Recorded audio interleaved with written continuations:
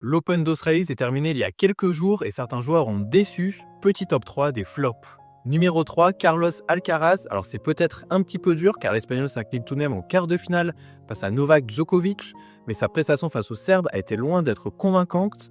Un manque de sens tactique, des breaks offerts, une attitude parfois douteuse. Forcément, il ne pouvait pas en être autrement, le numéro 3 mondial a été éliminé et n'a toujours pas dépassé les quarts de finale à Melbourne. Numéro 2, Stepanos Tsitsipas. On a malheureusement l'impression de être le grec à chaque flop, mais c'est la dure réalité, il n'est plus au niveau sur dur.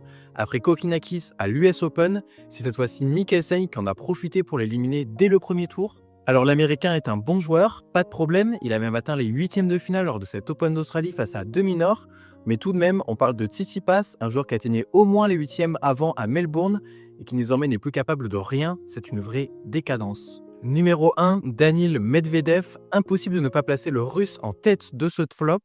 Évidemment, il peut avoir une circonstance atteignante car il venait d'être papa avant le tournoi. Laure Nantienne a aussi sorti un immense match, mais tout de même, quelle baisse de niveau au service et dans l'attitude, il est beaucoup trop passif.